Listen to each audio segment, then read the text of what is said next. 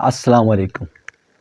हमारा video lecture series चल रहा है ट्रांसफ़र ऑफ हीट क्लास 9 का चैप्टर नंबर 9 फिज़िक्स है जी, जिसमें हम पढ़ रहे थे कंडक्शन के अंदर आज इसका सब टॉपिक है good and bad thermal conductors के बारे में हम आज पढ़ेंगे, जिसके अंदर हम तीन मेनली स्टेट्स ऑफ मैटर की बात करेंगे, सॉलिड, लिक्विड और गैस के बारे में। ठीक है जी।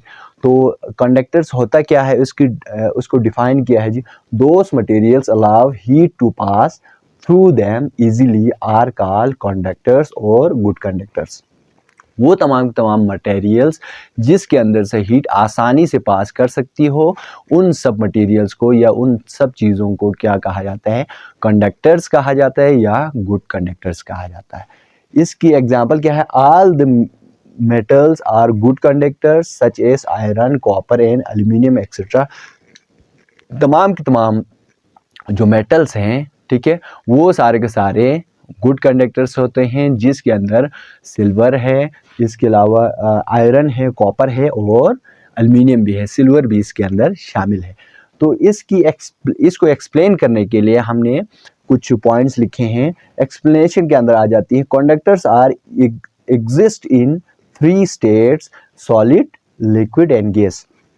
कंडक्टर्स 3 किस्म के हो सकते हैं, या तो ये सॉलिड हो सकते हैं, या लिक्विड हो सकते हैं, या गैस हो सकते हैं। तो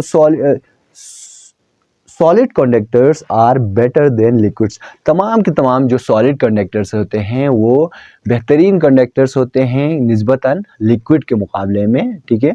तो gases are worse conductor. Gases क्या होती है, इंतहाई बुरे कंडक्टर्स होते हैं, या इसके अंदर से हीट ना होने के बराबर गुजर सकती हैं कंडक्टर्स के अंदर, गैसेस के अंदर। तो इसकी वजह क्या है वो हम इस बोर्ड के ऊपर डिस्कस करेंगे। रीजन के अंदर लिखते हैं जी, solids are good conductor of heat. Heat का क्या है, सॉलिड्स क्या है, गुड कंडक्टर है। वजह क्या है जी, because it have closely connected atoms. इसके एटम्स क्या होते हैं, इंतहाई क्लोज होते हैं।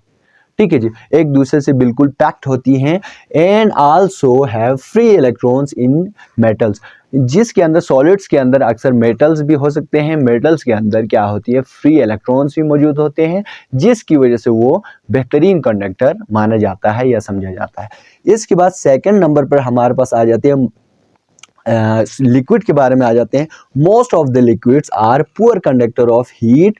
ज़्यादातर जो लिक्विड कंडक्टर्स होते हैं वो पुअर कंडक्टर होते हैं। इसकी वजह क्या है जी, because the intermolecular distance, जो लिक्विड की जो मॉलिक्यूल्स हैं वो सॉलिड के मुकाबले में थोड़ा फासले पर होते हैं, उनका डिस्टेंस ज़्यादा होती है, जिसकी वजह से क्या है, in liquids are relatively large. यानी कि इंटर मॉलिक्यूलर डिस्टेंस क्या है, बड़े ज़्यादा हो सकते हैं, जिसकी वजह से an conductive collision do not occur जी। इससे पहले हम कंडक्शन के अंदर हमने पढ़ा था, जो सॉलिड मटेरियल्स के अंदर एटम्स आपस में बिल्कुल क्लोजली जुड़े हुए थे, जिसकी वजह से वाइब्रेशन की वजह से एक दूसरे के साथ कोलिजन कर रही थी। तो इसकी वजह से वो एक दूसरे को थर्मल एनर्जी ट्रांसफ़र कर रहे थे।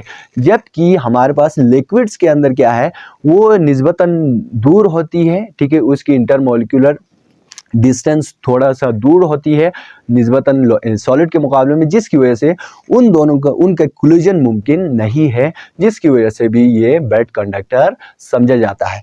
नेक्स्ट लास्ट में हमारा आ जाते हैं गैसेस के बारे में। Gases are poorest of all heat conductors. तमाम हीट कंडक्टर्स के अंदर गैसेस को पुअरेस्ट या इंतहाई नाकिस हम कह सकते हैं, इसके अंदर से हीट बिल्कुल न होने के बराबर गुजरती है। इसकी वजह क्या है, in gases the separation between particles, उनके इंटरमॉलिक्यूलर डिस्टेंस यानी कि या उनके पार्टिकल्स के दरमियान डिस्टेंस इंतहाई ज़्यादा होती है, बहुत ज़्यादा होती है, जिसकी वजह से वो एक दूसरे से कोलिजन इसके अंदर भी are very large. So conductive collisions do not occur. इनके दरमियान भी कंडक्टिव कोलिजन्स बिल्कुल नहीं होती, जिसकी वजह से वो पुअर कंडक्टर समझा जाता है। तो लास्ट में हमारे पास आ जाते हैं इंसुलेटर। इंसुलेटर के अंदर अगर आप देखें तो तकरीबन इसका उलट ही है कंडक्टर का।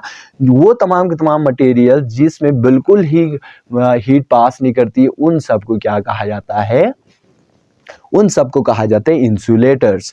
इंसुलेटर्स के अंदर those materials which do not allow to heat to flow, जिसके अंदर से हीट बिल्कुल ही फ्लो नहीं करती है, थ्रू देम, इनके दरमियान से, इजीली आर कॉल्ड इंसुलेटर्स और बेड कंडक्टर्स। वो तमाम के तमाम मटेरियल जिसके अंदर से हीट बिल्कुल ही पास नहीं करती है, ना होने के बराबर या बिल्कुल पास नहीं करते, उन सबको क्या कहा जाता है?